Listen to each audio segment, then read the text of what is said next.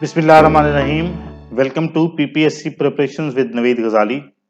आज का जो पेपर हम डिस्कस करने जा रहे हैं वो पास्ट पेपर्स में assistant director ministry of defence का एक पेपर है जिसे हम उसकी डिटेल डिस्कशन करने जा रहे हैं। अभी चूंकि नियर फ्यूचर में मिनिस्ट्री ऑफ डिफेंस के जो पेपर्स हैं वो कंडक्ट होने ही वाले हैं, तो इस पेपर को आप ज़रूर गो थ्रू कीजिए ताकि आपको पैटर्न का अंदाज़ा हो, डोमेन्स का अंदाज़ा हो कि किस तरीके से मिनिस्ट्री ऑफ डिफेंस जो है वो क्वेश्चंस पूछती है या जो जो भी उनकी टेस्टिंग सर्विसेज है उनका मिजाज क्या है क्वेश्चंस के हवाले से। तो आइए आगाज करते हैं। पहला क्वेश्चन है, the only fertile desert in the world is. दुनिया में बहुत सारे डेजर्ट हैं। सबसे पहले हम डेजर्ट की डेफिनेशन देखते हैं। डेजर्ट की डेफिनेशन है कि एक ऐसी प्लेस जहां पे एनुअल रेनफॉल जो है, सालाना बारिश जो है, ये 10 सेंटीमीटर से कम हो, उस एरिया को हम कहते हैं डेजर्ट। अब चूंकि रेनफॉल कम है वहां पे, इसीलिए एग्रीकल्चरल एक्टिविटीज भी परफॉर्म नहीं की जा सकती, उस तरीके से वेजिटेशन भी नहीं हो सकती, उस तरीके से दरख्त वगैरह भी नहीं लगाए जा सकते। तो ये एक टेक्निकल डेफिनेशन है। नॉर्मली हमारे जहन में यही होता है जहां पे रेत है, पानी की कमी है, उस एरिया को डेजर्ट कहते हैं, पर ये this is the actual and technical definition of desert. अब उनमें से पूरी दुनिया में एक डेजर्ट ऐसा है जो कि फर्टाइल इन नेचर है, जो कि जरखेज है, और वो फर्टाइल जो डेजर्ट है वो है great third desert. Great third desert Sindh में वाक़ है और ये ओवरऑल 18th लार्जेस्ट डेजर्ट है दुनिया का। पाकिस्तान का ये दी लार्जेस्ट है। और अगर हम पाकिस्तान के डेजर्ट्स की बात करें तो पाकिस्तान में टोटल 5 डेजर्ट्स हैं। सबसे पहला थर से ही स्टार्ट करते हैं, थर्ड डेजर्ट। थर्ड डेजर्ट जो है मैंने अभी आपको बताया सिंध में है और ये लार्जेस्ट है। जो दूसरे नंबर पे आपका डेजर्ट है दैट इज डेजर्ट कटपाना।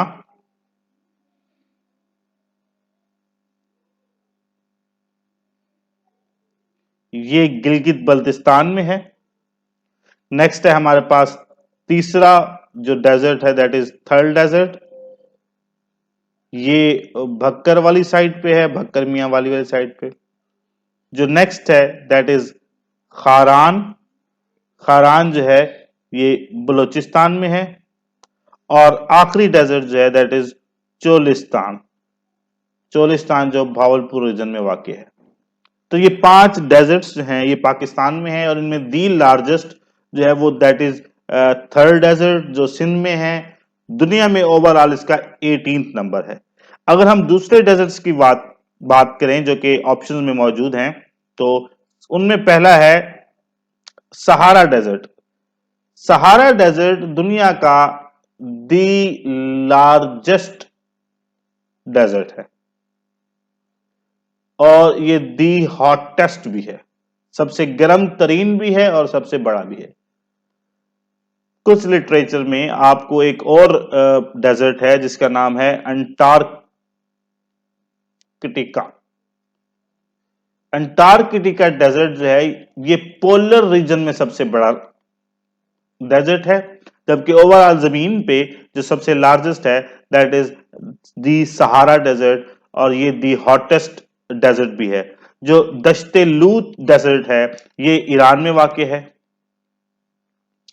ग्रेट थर पाकिस्तान में है और ये शी हुआ डेजर्ट जो है, I am sorry for my pronunciation, but ये जो भी डेजर्ट है that is situated in United states.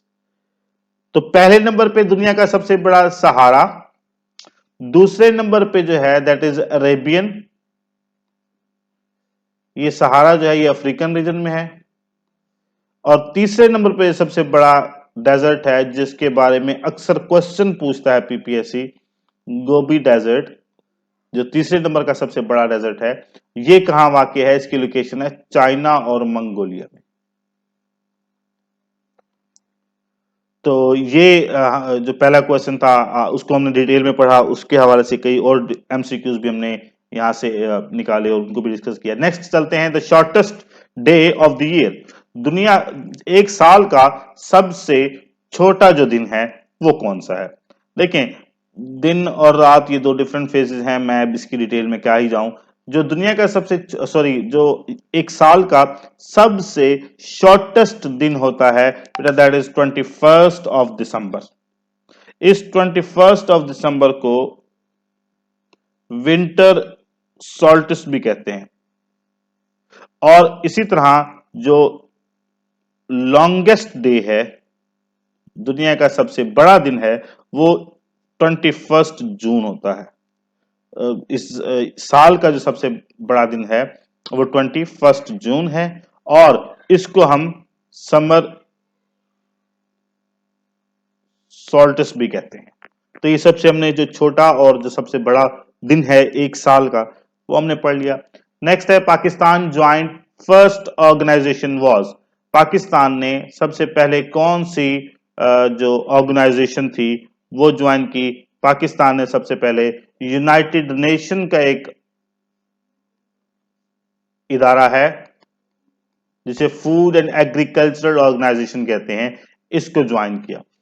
अब यूनाइटेड नेशन 1945 में बनी, बाकायदा तौर पे पाकिस्तान ने इसको 30 सितंबर 1947 में ज्वाइन किया, बट उससे पहले 7 सितंबर, आई गेस इसको कंफर्म कर लीजिएगा, 1947 को वो इस FAO ऑर्गेनाइजेशन का पार्ट बन चुका था। ILO की बात करें तो ILO का मेंबर पाकिस्तान जो है वो सिंस इट्स इंसेप्शन है, इसीलिए हम इसको डिस्कस नहीं कर रहे, क्योंकि ये बाय बर्थ हम इसका पार्ट थे। जब सेपरेशन होती है तो हम इसका पार्ट ऑलरेडी मौजूद थे। ये बाद में हमने खुद ज्वाइन की, पाकिस्तान ने खुद ज्वाइन की। और ILO की जो एस्टैब्लिशमेंट है वो 1919 में होती है, 1919 में होती है। OIC 1969 में एस्टैब्लिश होती है। पाकिस्तान इसका फाउंडिंग मेंबर्स में इनके शामिल है। मस्जिद अक्सा के पर जो अटैक्स हुए थे, और मुसलमानों के लिए ये बड़ी मुकद्दस जगह है, उसकी रोकथाम के लिए हमने ये ऑर्गेनाइजेशन बनाई। OIC 1969 में रबात में इसको हमने बनाया, इसकी स्टैब्लिशमेंट हुई वहां पे, और पाकिस्तान इसका फाउंडिंग मेंबर था। And same goes with the SAARC. SAARC 1985 की ऑर्गेनाइजेशन है, पाकिस्तान भी उसके फाउंडिंग मेंबर्स में शामिल था। तो पाकिस्तान ने जो सबसे पहली ऑर्गेनाइजेशन ज्वाइन की दैट वाज FAO, या दूसरे अल्फाज में हम इसे यूनाइटेड नेशंस का नाम भी दे सकते हैं। नेक्स्ट है who was the mediator of Tashkent declaration. 1965 में पाकिस्तान और इंडिया की 17 दिनों पर मुश्तमिल एक वॉर होती है। उस वॉर के बाद पाकिस्तान और इंडिया के हालात मजीद खराब हो जाते हैं। उसको मीडिएट करने के लिए जो सोवियत यूनियन है, क्योंकि उस वक्त डिसइंटीग्रेशन नहीं हुई थी, कोल्ड वॉर चल रही थी, तो सोवियत यूनियन के जो प्रीमियर थे अलेक्सी कोसाइजन, अब इसका मुझे करेक्ट स्पेल और प्रोनाउंसिएशन मुझे एग्जैक्ट नहीं आती, आप इसको देख लीजिएगा। जो सोवियत के प्रीमियर थे अलेक्सी कोसाइजन, उन्होंने ये मीडिएट करवाया था कि पाकिस्तान और इंडिया में जो मजीद हालात जो है वो खराब ना हो, तो मैं इनके मसले को हल कर देता हूं। तो सोवियत यूनियन के वो प्रीमियर थे, इसमें अलेक्सी कोसाइजन ने मीडिएटर का रोल प्ले किया। पाकिस्तान की जनाब तरफ से अयूब खान साहब गए, और इंडिया की तरफ से लाल बहादुर शास्त्री साहब तशरीफ लाए। और अनफॉर्चुनेटली इस मीडिएशन के जिस दिन हमने इनको सबको बुलाया गया, उससे एक दिन बाद लाल बहादुर शास्त्री साहब की डेथ हो जाती है, और वो उनकी जो डेथ है वो 11 जनवरी 1966 में होती है। बाज का कहना है कि उनको पॉइजन दिया गया, इसके बारे में मल्टीपल थ्योरीज हैं। तो ये था सोवियत यूनियन का जो मीडिएशन का रोल था ताशकंद डिक्लेरेशन में, हमने उसको पढ़ लिया। नेक्स्ट है हमारे पास who supported Hindu Muslim unity. Hindu Muslim unity को कौन से पॉलिटिकल रहनुमा ने सपोर्ट किया? तो वो कायदे आजम थे। कायदे आजम ने हिंदू मुस्लिम यूनिटी को बहुत ज़्यादा सपोर्ट किया। वो चाहते थे कि ये मिल के जो ब्रिटिशर्स हैं या ब्रिटिशर्स हैं उनके खिलाफ काम करें और उनको उनकी उनकी तरफ से जो भी कॉन्स्टिट्यूशनल महरूमियां हैं उनको पुरअमन तरीके से उनको हासिल किया जाए। और बाद में जाहिर है फिर अलहदा मुल्क की तरफ भी हम चल पड़े और कायदे आजम की मेहनतों की वजह से अलहदा मुल्क भी बन गया। तो कायदे आजम जो है ये हिंदू मुस्लिम यूनिटी को बहुत ज्यादा सपोर्ट करते थे। Sir Syed Ahmad Khan Hindu Muslim unity के सख्त खिलाफ थे। वो बहुत ज्यादा इसके अगेंस्ट थे क्योंकि जब वॉर ऑफ इंडिपेंडेंस होती है 1857 की, उस 1857 की वॉर ऑफ इंडिपेंडेंस का जो जिम्मेदार ठहराया जाता है वो मुसलमानों को ठहराया जाता है। और ये जो हिंदू तबका होता है ये बड़ी ही चालाकी के साथ तमाम जो इसका जो सेंट्रल रोल है वो ये कहते हैं कि मुसलमानों ने अदा किया, जिसकी बुनियाद पर मुसलमानों और जो ब्रिटिश थे उनके खिलाफ भी काफी जो रिलेशंस थे वो खराब हुए और बहुत ज्यादा उन्होंने भी हमें फिर बाद में तंग किया। तो इसीलिए सर सईद अहमद खान कहते थे कि किसी भी हिंदू मुस्लिम यूनिटी या किसी भी हिंदू मुस्लिम एडवेंचर से आप जो है वो इज्तनाब करें और एजुकेशन की तरफ फोकस करें, अपने अपनी इंपॉर्टेंस बढ़ाएं थ्रू एजुकेशन और थ्रू पॉजिटिव रोल। अल्लामा इकबाल साहब ने ज़ाहिर है 1930 में कहा कि खुतबा इलाहाबाद में कि बिल्कुल हम सेपरेट हैं, तो वो भी किसी न किसी हद तक हिंदू मुस्लिम यूनिटी के अगेंस्ट थे। तो कायदे आजम जो है वो किसी न किसी हद तक इसके इस ज्वाइंट वेंचर के हक में थे और इनकी कोशिशों की वजह से बाद में एक लखनऊ पैक्ट भी होता है 1916 में, जिसमें ये दोनों पॉलिटिकल ऑर्गेनाइजेशन, दोनों पॉलिटिकल पार्टीज जो हैं ये मिलकर काम करती हैं और अपनी डिमांड्स ब्रिटिश के सामने रखती हैं।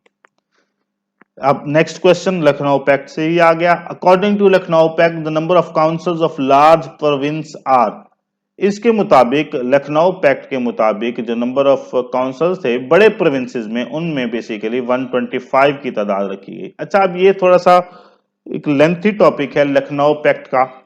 इसमें जो डिमांड्स थी वो कौन सी थी? वो रिगार्डिंग रिप्रेजेंटेशन थी, वो सेपरेट इलेक्टोरेट थे और किस तरीके से जहां पे मुसलमानों की माइनॉरिटी है वहां पे उनके साथ सीट एडजस्टमेंट थी कांग्रेस के साथ, और जहां पे मेजॉरिटी है किस तरीके से उन्होंने अपनी जो सीट्स हैं उनको कुछ सेक्रीफाइस करके जो माइनॉरिटीज हैं उनको भी साथ शामिल करना है। तो ये एक बहुत बड़ा टॉपिक है, इसलिए इसको फॉर द टाइम बिंग आप इस 125 की हद तक याद रखें।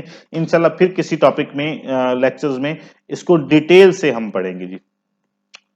नेक्स्ट है who is current chief minister of Gilgit Baltistan. Gilgit Baltistan के करंट चीफ मिनिस्टर जो हैं वो गुलबार खान साहब हैं जी। गुलबार खान साहब से पहले जो थे वो खालिद खुर्शीद साहब थे। खालिद खुर्शीद खान साहब पाकिस्तान तहरीक इंसाफ के थे। उसके बाद गुलबार खान जो करंट इसके गिलगित बल्तिस्तान के चीफ मिनिस्टर हैं और इनकी अपॉइंटमेंट होती है जुलाई 2023 में। अच्छा, अब जीबी के जो सबसे पहले जो सीएम थे, जो चीफ मिनिस्टर थे, दैट वाज सैयद मेहदी शाह। सैयद मेहदी शाह जो हैं he was the first chief minister of GB और आजकल जो है ये बतौर गवर्नर जो है काम कर रहे हैं। Currently he is a governor of Gilgit Baltistan and he is 8th governor of Gilgit Baltistan. तो ये हमने इससे हमने कुछ एमसीक्यूज भी निकाली। नेक्स्ट है who was given the title of ambassador of Hindu Muslim unity. Hindu Muslim unity का एम्बेसडर ये एक टाइटल था जी और एक हिंदू खातून थी जिनका नाम था सरोजनी नायडू। उन्होंने दिया था कायदे आजम मोहम्मद अली जिन्ना को। हमने जिस तरह भी बात की कि इनकी अनथक मेहनतों की वजह से एक लखनऊ पैक्ट हुआ था 1916 में, जो कि मुसलमानों के लिए विन विन सिचुएशन थी और हिंदुओं के लिए भी विन विन सिचुएशन थी। तो इन कारकर्दगी को देखते हुए, इन खिदमात को देखते हुए सरोजनी नायडू ने बेसिकली सरोजनी नायडू ने उनकी स्पीचेस और जो इनकी राइटिंग्स थी कायदे आजम की उनको कंपाइल किया और एक वॉल्यूम बना के उसका टाइटल दिया एन एम्बेसडर ऑफ यूनिटी, जिसकी बुनियाद पर हम कहते हैं एन एम्बेसडर ऑफ यूनिटी, मुसलमानों और हिंदू के दरमियान। ये बेसिकली उनकी स्पीचेस और राइटिंग से ही उन्होंने ये बात अंदाजा लगाई। तो सरोजनी नायडू ने जो हिंदू मुस्लिम यूनिटी का एम्बेसडर है वो कायद आजम को कहा था। नेक्स्ट है which is not a kharif crop. Kharif crop में maize, jute, rice and none of the, अच्छा ये बेसिकली तमाम ही जो है ये खरीफ की फसलें हैं, फसलें खरीफ हैं। दो किस्म की खरीफ होती है बेटा, फसलें रबी और खरीफ। अगर हम खरीफ क्रॉप्स की बात करें तो उनका जो टाइम पीरियड है that is in between June and November या मिड नवंबर तक या लास्ट नवंबर तक भी इनका बाजू का टाइम पीरियड चला जाता है, डिपेंडिंग अपॉन द सीजन और उस साल की जो एनुअल रेनफॉल है उसके मुताबिक भी ये चीजें डिपेंड करती हैं। बट एवरेजली जून टू नवंबर इसका टाइम पीरियड है। इसकी जो इंपॉर्टेंट हैं जो फसलें हैं दैट इज मेज, ज्यूट, राइस, और इसका करेक्ट आंसर है डी, नन ऑफ द, क्योंकि ये तमाम ही खरीफ की फसलें हैं।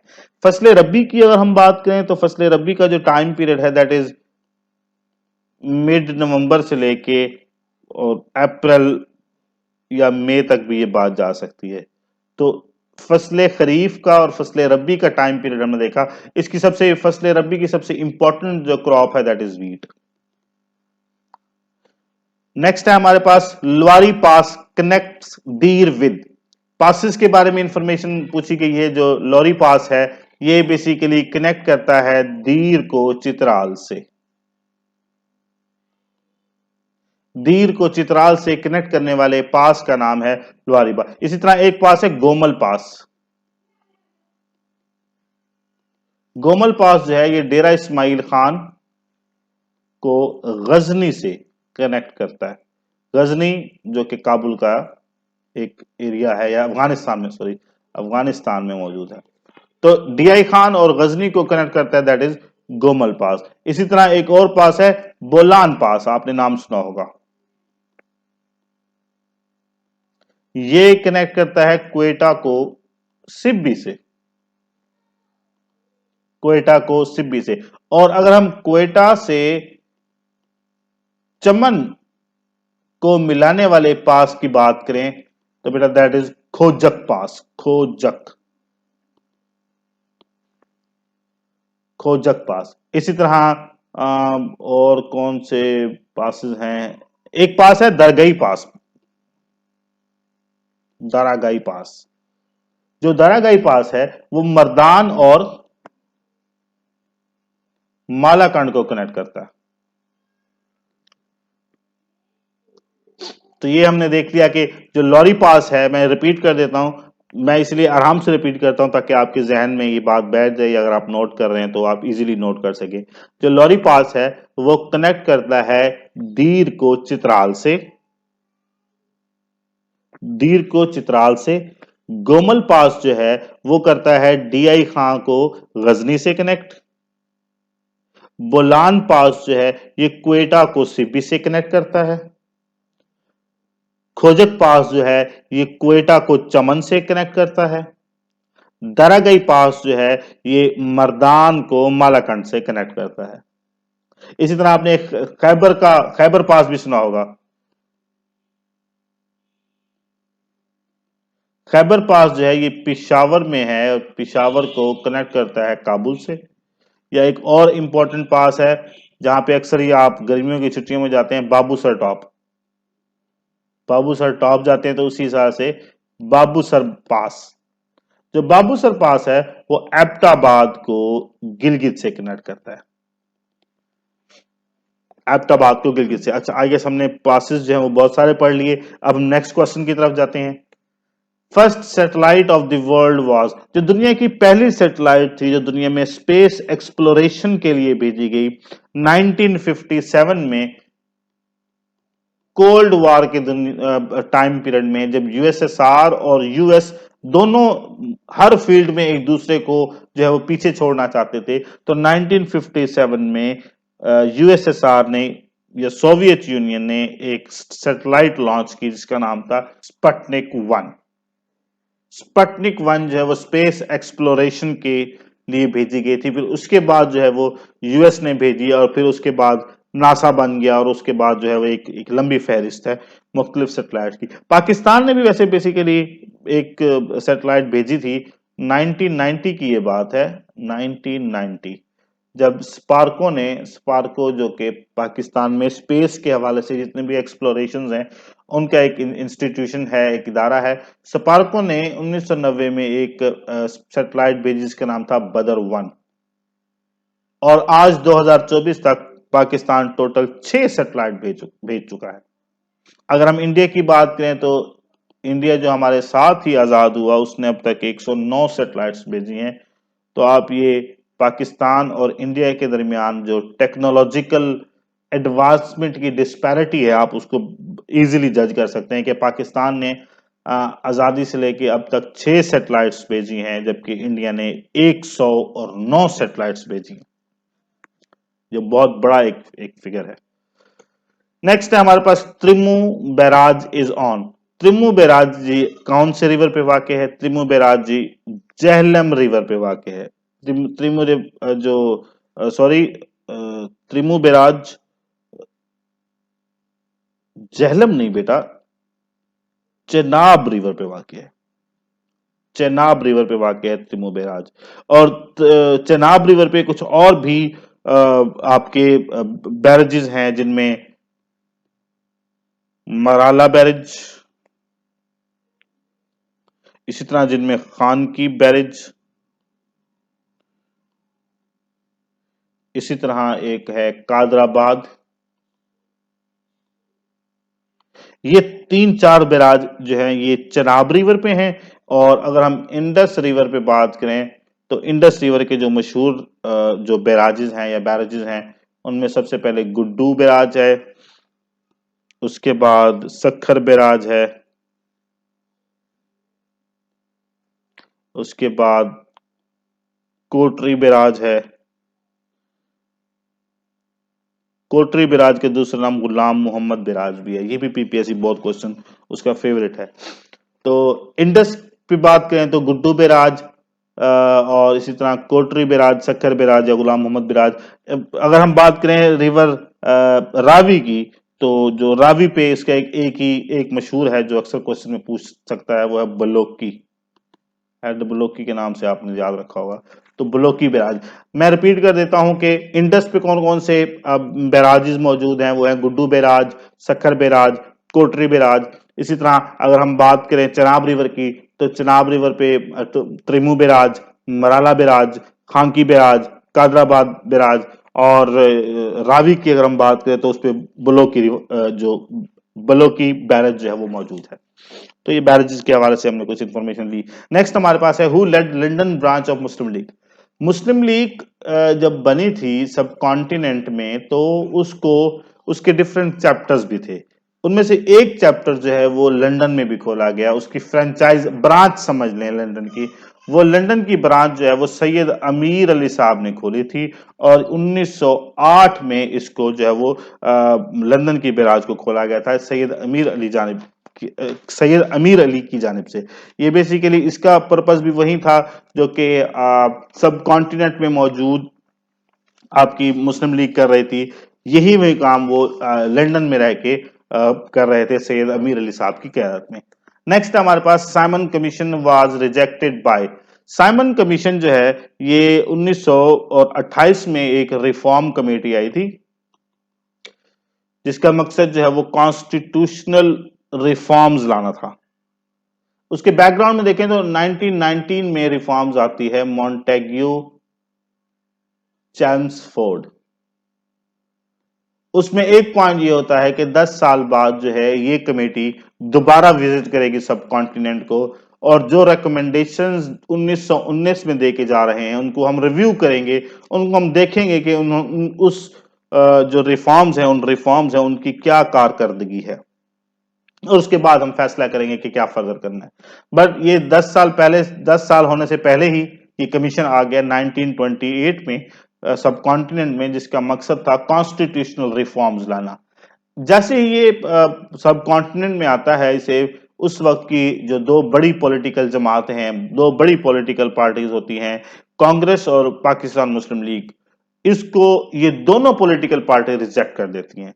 और इस रिजेक्शन की बड़ी वजह ये सामने आई, उनका ये मौकफ था कि अगर आप सब कॉन्टिनेंट में किसी भी कॉन्स्टिट्यूशनल रिफॉर्म की बात करते हैं तो हाउ इज इट पॉसिबल कि आप किसी भी इंडियन बंदे को अंगेज नहीं कर रहे।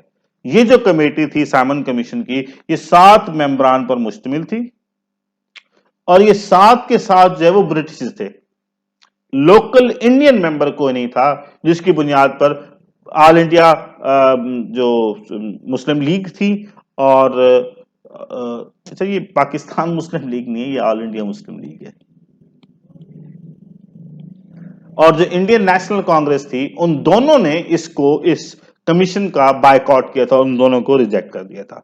और जिसकी वजह क्या थी कि लोकल रिप्रेजेंटेशन ना होने के बराबर थी। नेक्स्ट क्वेश्चन है हमारे पास, Zabur was revealed on which profit.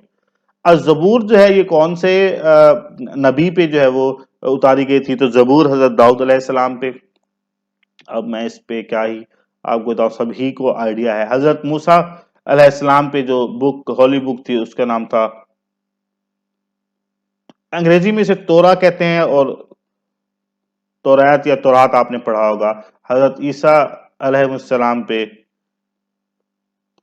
इंजील, हजरत दाऊद अलैहिस्सलाम पे जबूर, और हुजूर अकरम सल्लल्लाहु अलैहि वसल्लम की ज़ात मुबारक पे कुरान पाक जो वो उतारा गया, नाज़िल किया गया।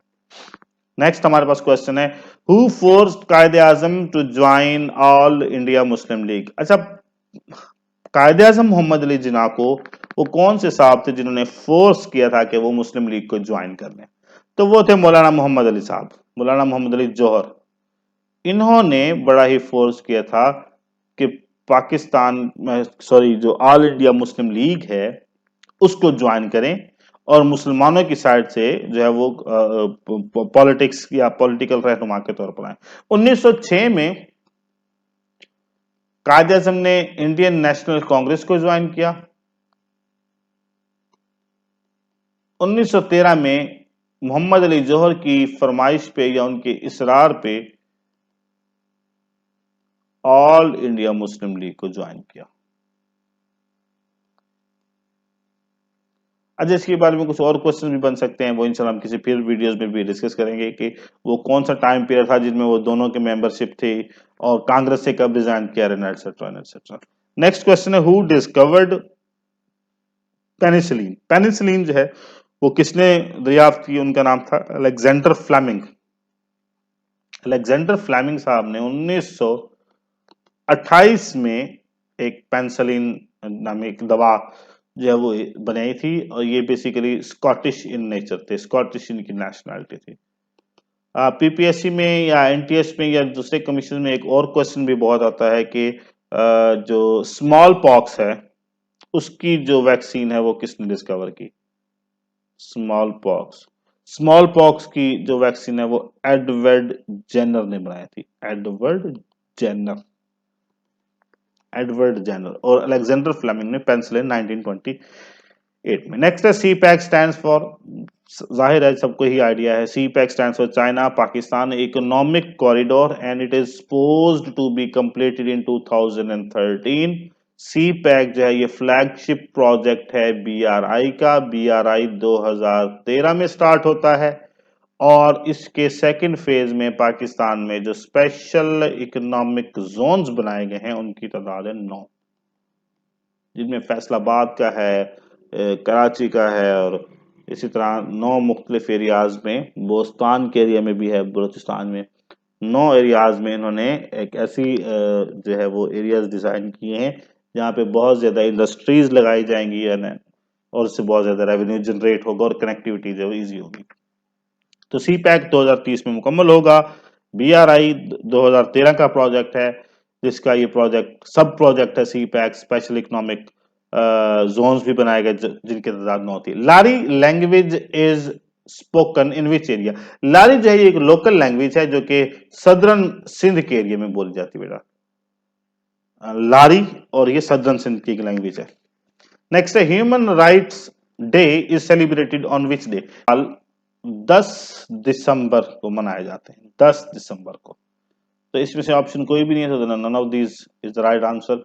10 दिसंबर को हर साल ह्यूमन राइट्स सेलिब्रेट किए जाते हैं। अगर हम 7 दिसंबर की बात करें तो 7 दिसंबर ये इंटरनेशनल सिविल एविएशन का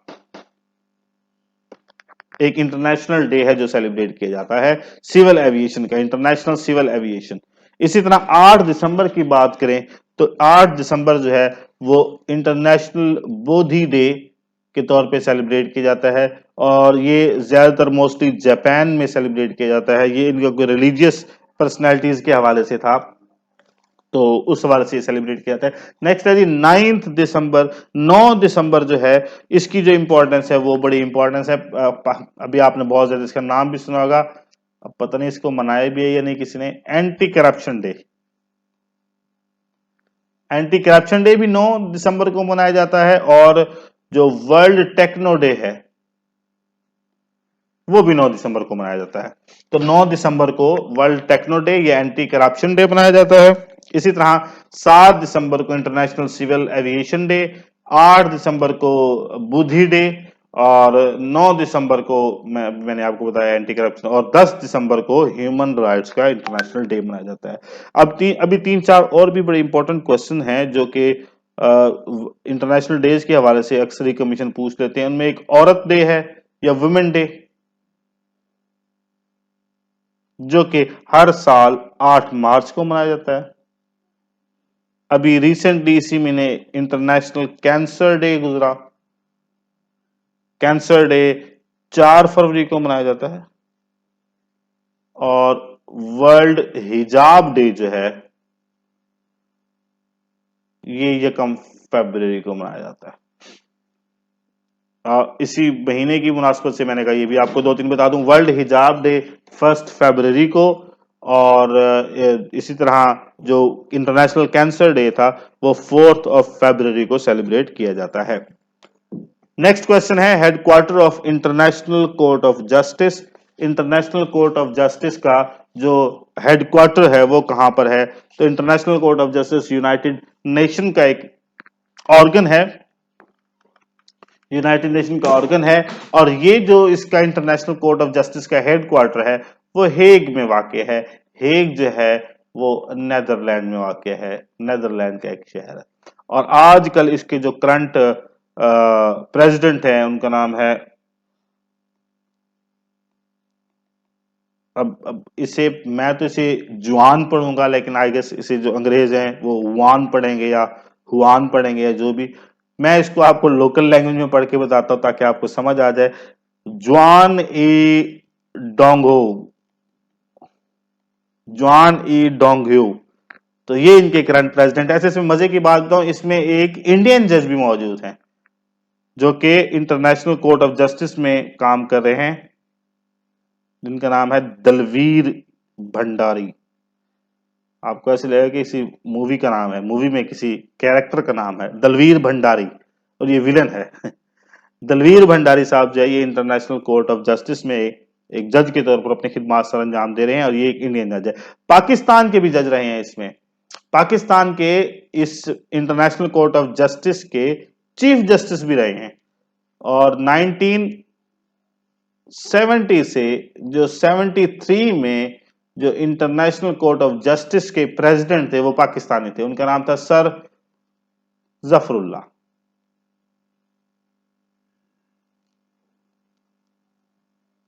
सर जफरुल्लाह, और ये पाकिस्तान के पहले फॉरेन मिनिस्टर भी थे। ये मैंने आपको पिछली वीडियो में बताया, पहले फॉरेन मिनिस्टर भी थे। ये यूनाइटेड नेशन जनरल असेंबली के प्रेसिडेंट भी रहे हैं 62 से 63 टाइम पीरियड के दौरान। 1962 से 63 में ये प्रेसिडेंट भी रहे, और ये फॉरेन मिनिस्टर भी रहे हैं, पहले फॉरेन मिनिस्टर थे पाकिस्तान के। और जो यूनाइटेड नेशन की मेंबरशिप के लिए हमारा जो डेलीगेशन गया था, उस मेंबरशिप को भी जो लीड थे वो यही सर जफरुल्लाह साहब कर रहे थे बतौर फॉरेन मिनिस्टर। ठीक है जी।